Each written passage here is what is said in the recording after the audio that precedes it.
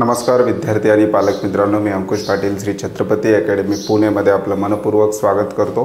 BAMS साठीच्या दोन महत्त्वाच्या प्रवेश प्रक्रिया आता सुरू होत आहेत, त्याबद्दल डिटेल डिस्कशन आपण आजच्या व्हिडिओमध्ये करणार आहोत। एक आहे AACCC ऑल इंडिया कोटा लेवलवर भरल्या जाणाऱ्या BAMSच्या सीट, त्यानंतर दुसरा आहे महाराष्ट्रातले बरेचसे विद्यार्थी अदर स्टेटचा सुद्धा BAMS साठी विचार करत असतात, त्याच्यामध्ये कर्नाटक आणि मध्य प्रदेश। त्यापैकी मध्य प्रदेशच्या काउन्सिलिंगचा शेड्यूल आलेला आहे, त्याबद्दल सुद्धा डिटेल डिस्कशन आपण आजच्या व्हिडिओमध्ये पाहणार आहोत। चॅनलवर नवीन असाल तर अशाच माहितीपूर्ण व्हिडिओसाठी श्री छत्रपती अकॅडमी पुणेच्या यूट्यूब चॅनलला सबस्क्राइब करा।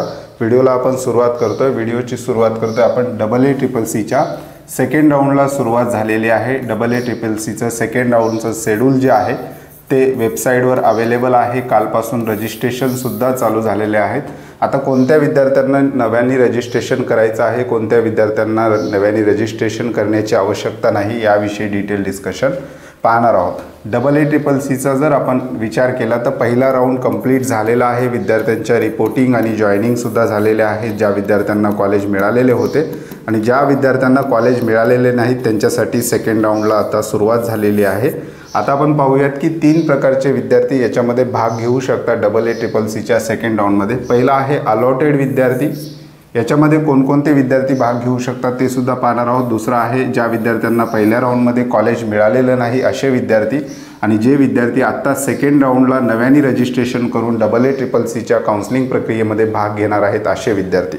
AACCC मार्फत कोणत्या सीट भरल्या जातात? संपूर्ण देशभरातील गव्हर्नमेंट कॉलेजेसच्या 15% सीट ऑल इंडिया लेवलवर भरल्या जातात। याच्यामध्ये गव्हर्नमेंट कॉलेज जे आहेत संपूर्ण देशभरात BAMS आणि BHMS त्याचबरोबर BUMS, संपूर्ण देशभरातील जेवढे गव्हर्नमेंट कॉलेजेस आहेत यांच्या 15% सीट AACCCच्या वेबसाईटवरून भरल्या जातात। त्याचबरोबर संपूर्ण देशभरामध्ये BAMS आणि BHMSच्या जेवढ्या डीम युनिव्हर्सिटी आहेत त्या डीम युनिव्हर्सिटीच्या 100% सीट या काउन्सिलिंग प्रक्रियेमार्फत भरल्या जातात। याच्यामध्ये कुठल्याही राज्याच्या प्रायव्हेट किंवा सेमी गव्हर्नमेंट कॉलेजेसच्या सीट भरल्या जात नाही, याच्यामध्ये गव्हर्नमेंट आणि डीम युनिव्हर्सिटीच्या सीट भरल्या जातात।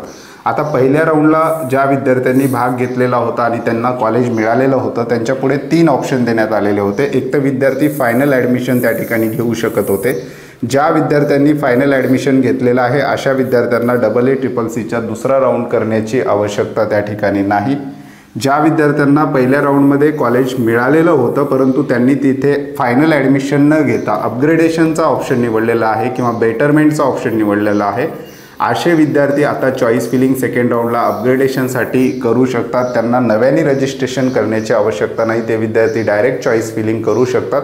आत्ता आपल्या हातामध्ये जे कॉलेजेस आहेत त्या कॉलेजला सोडून बेटर कॉलेज जे आहेत त्यांच्या दृष्टीने तेवढ्याच कॉलेजेसची चॉईस फिलिंग विद्यार्थ्यांनी या ठिकाणी करायचं आहे। अत्यंत काळजीपूर्वक विद्यार्थ्यांनी चॉईस फिलिंग करायची आहे, कारण आत्ता तुमच्या हातामध्ये एक कॉलेज आहे त्याला तुम्ही होल्ड केलेला आहे आणि बेटरमेंटसाठीचा ऑप्शन निवडलेला आहे। तर बेटरमेंट तुमची अशी झाली पाहिजे की पुढचे कॉलेजेस तुम्ही असे भरले पाहिजेत की आत्ता जे कॉलेज तुमच्याकडे आहे त्याच्यापेक्षा बेटर कॉलेज ते तुमच्या दृष्टीने असणं गरजेचं आहे। ते विद्यार्थी डायरेक्ट चॉईस फिलिंग सेकंड राऊंडला करू शकतात। आणि असेही विद्यार्थी आहेत ज्यांना पहिल्या राऊंडमध्ये कॉलेज मिळालेलं होतं परंतु त्यांनी त्या ठिकाणी दिलेल्या वेळेमध्ये रिपोर्टिंग आणि जॉईनिंग केलेलं नाही, फ्री एक्झिट त्यांनी घेतलेलं होतं। पहिल्या राऊंडला फ्री एक्झिटचा ऑप्शन सगळीकडे अवेलेबल होतो, तर फ्री एक्झिट ज्या विद्यार्थ्यांनी घेतलेला आहे ते विद्यार्थीसुद्धा सेकंड राऊंडला चॉईस फिलिंग करू शकतात। त्यांना पुन्हा नव्याने रजिस्ट्रेशन किंवा डिपॉझिट भरण्याची आवश्यकता या ठिकाणी पडणार नाही। असं अलॉटेड झालेल्या विद्यार्थ्यांपैकी ज्या विद्यार्थ्यांनी बेटरमेंट घेतलेलं होतं त्याचबरोबर ज्या विद्यार्थ्यांनी फ्री एक्झिट घेतलेलं होतं असे विद्यार्थी डायरेक्ट चॉईस फिलिंग सेकंड राऊंडला करू शकतात। आता पुढच्या आहेत ज्या विद्यार्थ्यांनी पहिल्या राऊंडमध्ये भाग घेतलेला होता परंतु त्यांना कॉलेज मिळालेलं नाही, अशाही विद्यार्थ्यांना नव्याने रजिस्ट्रेशन करण्याची आवश्यकता नाही, असे विद्यार्थी डायरेक्ट चॉईस फिलिंग करू शकतात, म्हणजेच पुन्हा कॉलेजेस सेकंड राऊंडसाठी ते भरू शकतात। आणि तिसऱ्या प्रकारचे विद्यार्थी याच्यामध्ये नव्याने आता समाविष्ट होतील। ज्या विद्यार्थ्यांनी पहिल्या राऊंडमध्ये भागच घेतला नव्हता अशा विद्यार्थ्यांना सुद्धा पुन्हा रजिस्ट्रेशन करण्याची संधी AACCCच्या वेबसाईटवरून देण्यात आलेली आहे। प्रत्येक राऊंडला या ठिकाणी नव्याने रजिस्ट्रेशन करावं लागतं। ज्या विद्यार्थ्यांनी पहिल्या राऊंडमध्ये भाग घेतलेला नव्हता अशा विद्यार्थ्यांना पुन्हा एकदा सेकंड राऊंडला नव्याने रजिस्ट्रेशन, पूर्ण रजिस्ट्रेशन डिपॉझिट अमाऊंट भरून नव्याने रजिस्ट्रेशन विद्यार्थी या ठिकाणी करू शकतात आणि चॉईस फिलिंग करू शकतात। प्रत्येक राऊंडला ऑल इंडिया कोट्याच्या नव्याने रजिस्ट्रेशन करण्याची फॅसिलिटी उपलब्ध असते। त्याचाच फायदा ज्या विद्यार्थ्यांनी पहिल्या राऊंडला रजिस्ट्रेशन केलेलं नव्हतं असे विद्यार्थी या ठिकाणी घेऊन नव्याने रजिस्ट्रेशन करून या प्रक्रियेमध्ये समाविष्ट होऊ शकतात। याच्यामध्ये डीमसाठी विद्यार्थ्यांना 50,000 रुपये एवढं डिपॉझिट आहे आणि बाकी गव्हर्नमेंट कॉलेजेससाठी जर काउन्सिलिंग प्रक्रिया करायची असेल तर या वर्षीपासून 20,000 एवढं डिपॉझिट AAACCच्या वेबसाईटवर विद्यार्थ्यांना भरावं लागणार आहे। सेकंड राऊंडपासून फ्री एक्झिटचा ऑप्शन नसतो। पहिल्याच राऊंडला मिळालेलं कॉलेज विद्यार्थी त्या ठिकाणी सोडू शकत होते। सेकंड राऊंडला मात्र विद्यार्थ्यांना कॉलेज मिळाल्यानंतर एक तर त्या कॉलेजला होल्ड करावं लागेल अपग्रेडेशनसाठी थर्ड राऊंडला किंवा त्या ठिकाणी ॲडमिशन घ्यावं लागेल। तुम्ही रिपोर्टिंग आणि जॉईनिंग सेकंड राऊंडपासून मिस करू शकत नाही। जर तुम्ही मिस केली तर तुमचं डिपॉझिट अमाऊंट जप्त केलं जातं आणि पुन्हा तिसऱ्या राऊंडला एंट्री करायची असेल तर नव्याने डिपॉझिट भरून तुम्ही एंट्री त्या ठिकाणी करू शकता। आता दुसरी एक महत्त्वाची प्रवेश प्रक्रिया सुरू होते आहे ते आहे मध्य प्रदेश BAMS, म्हणजेच महाराष्ट्र राज्यातील बरेचसे विद्यार्थी अदर स्टेटचा सुद्धा BAMSसाठी विचार करत असतात। त्यापैकी एक महत्त्वाचं स्टेट आहे मध्य प्रदेश। मध्य प्रदेश हे एक ओपन स्टेट कोटा राज्य आहे BAMSसाठी।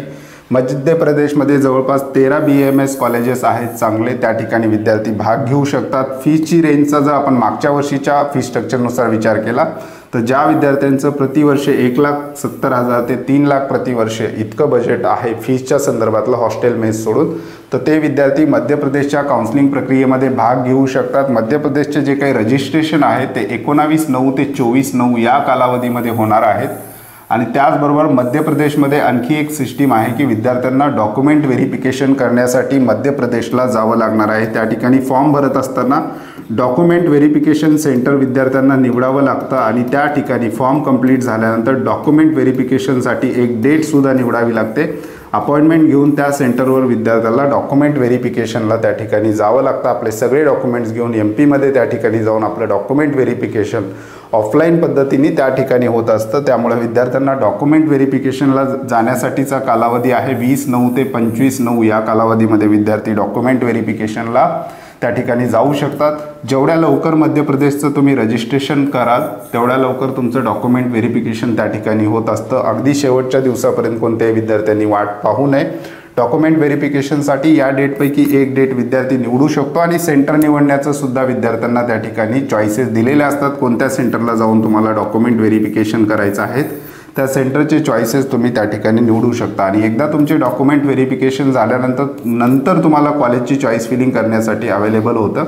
27/9 ते 30/9 या कालावधीमध्ये विद्यार्थी त्या ठिकाणी चॉईस फिलिंग करू शकतात आणि दिलेल्या चॉईस फिलिंगपैकी जो रिझल्ट आहे तो 4/10 रोजी डिक्लेअर होणार आहे। तर मध्य प्रदेशमध्ये ज्या विद्यार्थी इंटरेस्टेड आहेत अशा विद्यार्थ्यांसाठी मध्य प्रदेशच्या कॉलेजेसची लिस्ट त्याचबरोबर मागच्या वर्षीचं फी स्ट्रक्चर डिस्क्रिप्शन बॉक्समध्ये एक लिंक दिलेली आहे, त्या ठिकाणी विद्यार्थी पाहू शकतात मध्य प्रदेशच्या कॉलेजेसचे फी स्ट्रक्चर आणि या प्रक्रियेमध्ये विद्यार्थी भाग घेऊ शकतात। मध्य प्रदेश हे कर्नाटकानंतर विद्यार्थ्यांचं सेकंड चॉईस आहे MBBS करण्यासाठीचं। तर त्यामुळे ज्या विद्यार्थ्यांना मध्य प्रदेशच्या काउन्सिलिंग प्रक्रियेमध्ये भाग घ्यायचा आहे त्यांनी मध्य प्रदेश आयुष काउन्सिलिंगच्या वेबसाईटला व्हिजिट करून त्या ठिकाणी आपलं रजिस्ट्रेशन करून घ्यावं आणि डॉक्युमेंट व्हेरिफिकेशनसाठी डेट आणि टायमिंग त्या ठिकाणी ठरवून एखादं सेंटर निवडून डॉक्युमेंट व्हेरिफिकेशनची प्रक्रिया विद्यार्थ्यांनी करून घ्यायची आहे। अशा प्रकारच्या 2 महत्त्वाच्या आयुषच्या काउन्सिलिंग प्रक्रिया आहेत त्या विद्यार्थ्यांसाठी अत्यंत महत्त्वाच्या आहेत। एक आहे AACCC ज्याच्यामध्ये सेंट्रल लेवलवर BMS, BHMS, BUMSच्या सीट भरल्या जातात, ज्याच्यामध्ये डीम युनिव्हर्सिटीचा सुद्धा समावेश आहे आणि दुसऱ्या बाजूला आहे MP private open state quota.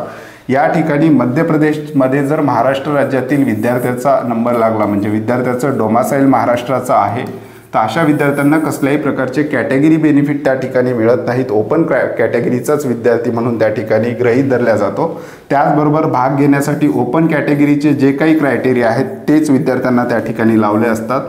म्हणजे नीट इलिजिबिलिटी क्रायटेरिया जो आहे तो सुद्धा ओपनचाच विद्यार्थ्यांना लागतो। त्याचबरोबर फिजिक्स, केमिस्ट्री, बायोलॉजीमध्ये 150 मार्क्स म्हणजे हा ओपनचा क्रायटेरिया त्या ठिकाणी 12वीचा सुद्धा त्या ठिकाणी ओपनचाच क्रायटेरिया लागू होत असतो। ह्या 2 महत्त्वाच्या प्रवेश प्रक्रिया आहेत। दोन्हीकडे वेबसाईटवर शेड्यूल दिलेले आहेत, त्याप्रमाणे विद्यार्थ्यांनी आपलं प्लॅनिंग करायला हरकत नाही। अशा प्रकारचे हे 2 महत्त्वाचे आयुष काउन्सिलिंग प्रोसेस आता सध्या सुरू आहेत, यामध्ये विद्यार्थी भाग घेऊ शकतात।